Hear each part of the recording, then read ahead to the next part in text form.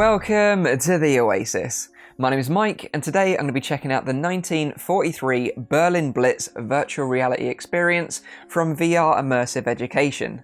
Now, these are the same developers that brought you Titanic VR, and I did a review on that on the channel recently, and if you're interested, I'll put a link up here right now. But in this Berlin Blitz experience, you actually take a seat in a Lancaster Bomber named F For Freddie, headed for Berlin from the UK to complete a bombing mission. Now, the most amazing thing about this VR experience is that they actually had a BBC war correspondent in the actual Lancaster along with a sound recordist during the real life bombing run in 1943. So what they've done is they've combined that audio from that recording and this VR experience to create something that is truly magical in virtual reality. So I'm not going to be talking much during this experience, and I've added a little grain effect as well to make it look a bit older. So I hope you guys and girls enjoy this experience. I'd love to know your thoughts at the end of the video where I'll be talking about it a little bit more. So without further ado, let's dive in.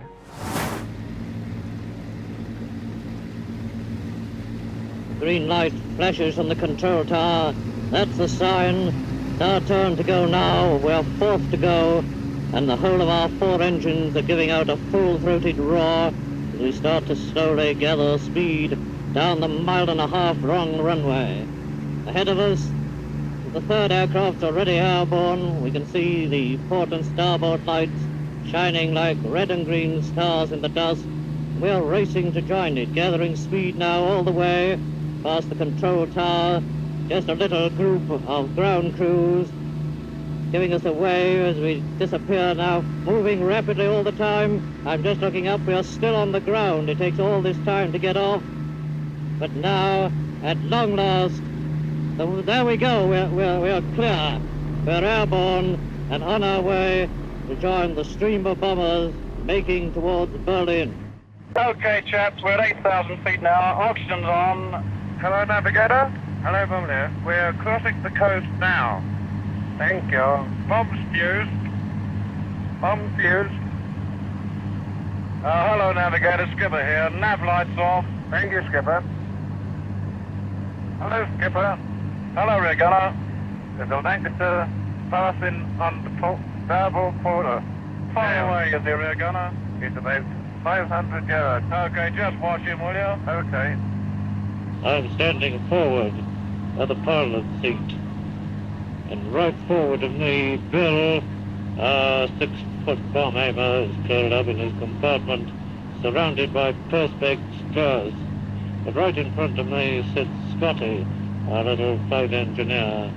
Again, the pilot sits by him, the green glow from his instrument panel just lighting up the outline of his face. And then behind me, we have a blackout curtain, and behind that curtain, Con, the navigator, he's an Aussie from Brisbane, has just got his ruler out over our maps. Sparky, the wireless ops, in his cabin behind Con. He's keeping an eye on Reg Pitsley, our BBC engineer, with just a tiny pinpoint of light to help him cut this disc. The first time a disc has ever been cut in a bomber heading for Germany. Then behind Red, we go out into the darkness of the long fuselage of the bomber. There we've got our mid-aft upper gunner, and he's the last man I can see. Just the outline of his head in the little glass bubble of his turret. There's one man out of sight, Dev, the rear gunner. He's a Sussex farmer. He doesn't say much. In fact, all we've had from him on the intercom is, "Everything okay, Skipper?" But that's a very comforting sound, because when Dev says it's okay, it is okay. Now and again, as we watch the flak, the bright light winking in among the heavy concentrated beams, they've got every single searchlight you could possibly imagine out there to catch us. And in a moment it'll be our turn to pass through them. A dark shape is going out ahead of us. Another Lancaster will lead in. There goes some flak again. They must be having a go at us, all right. All the time we're moving in. It's disconcerting to see that welcome waiting for us. I'm watching my they've caught one of our aircraft. Up goes the flak around him, bursting in vivid flashes. Maybe after us, with the searchlights starting to move away. They've left that... Yes, they've left that other bomber, and they're moving now slowly towards us, feeling for us all the time. I'm pumping up the flak in a steady stream. They've swung away from us now, swung back. I, for one, are not a bit sorry. There goes the flak, bursting always in that cone, and the searchlights starting from vivid white pinpoints, moving all the time, trying to follow that bomber. Again they come bending, a whole lot of them. They seem to bend away towards us, following a master beam. We are moving away to starboard, and it looks as if this time we've slipped through. The first thing we can see now is a wall of searchlights. Not the 30 as we saw as we came into the coast, but they're in hundreds. It's a wall of light with very few breaks.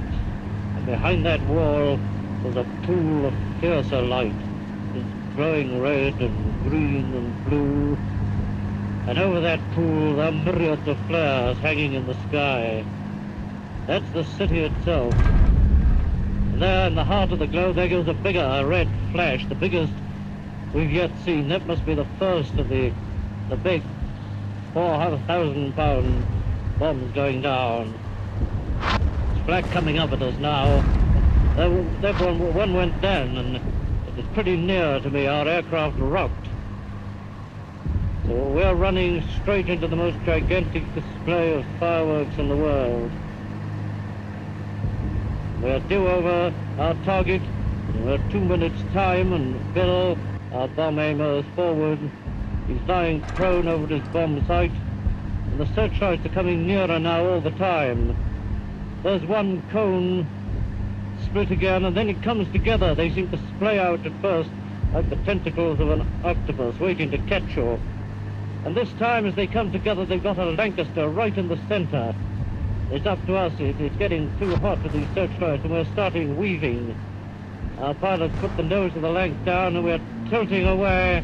A furious angle. Up comes our starboard wing. It's hitting that Lancaster now. Hello, engineer. Skipper here. Yeah? Will you put the revs up, please? Yeah. Okay, keep weaving. A lot of searchlights and fighter flares, Skipper. Yeah, keep on. Okay, boys, okay. Bomb doors open. Hello, Bombardier. Okay when you are. Bomb doors open. Bomb doors open, Bombardier. Right.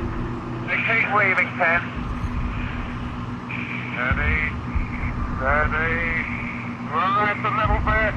Bomb's going in a minute. Bomb. Ready. 1, 2, 3. Bomb's still going. Hey, Jimmy, train to behind us. Bomb's dead in there.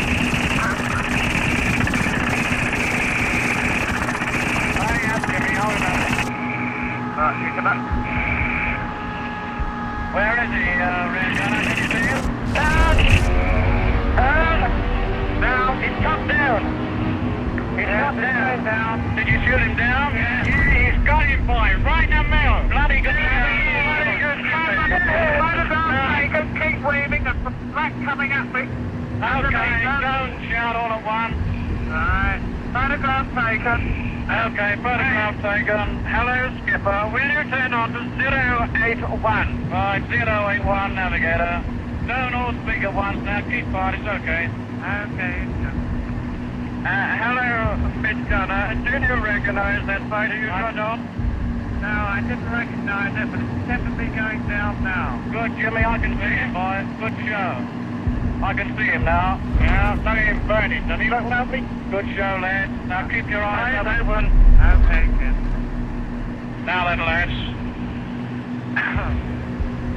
They're certainly putting some stuff up, Skipper.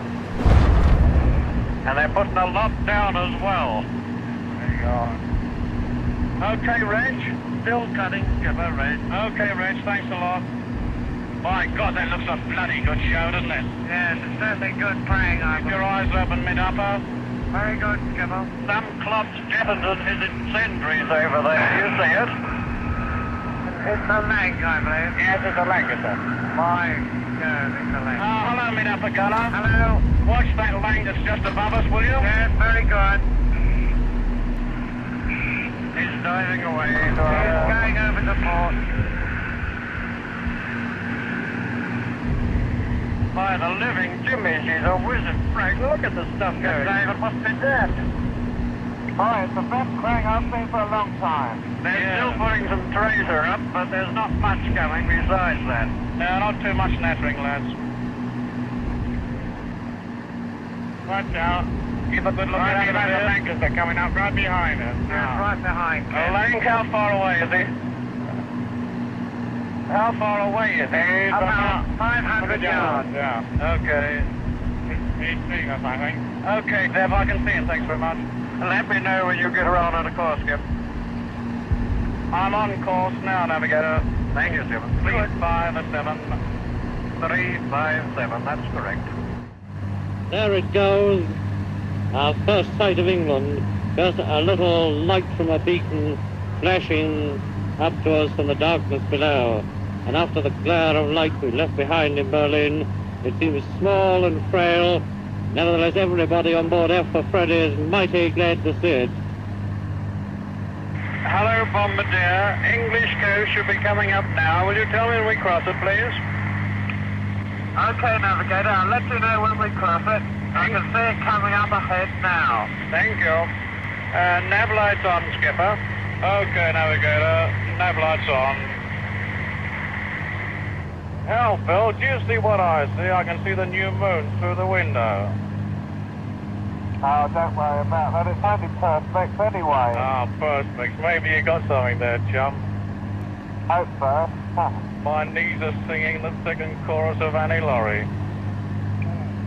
Skipper Reg, can't our good friend the engineer give us a little bit of a song? Jock? Go on, give him a song, will you? Oh, no, I wouldn't play this on anybody.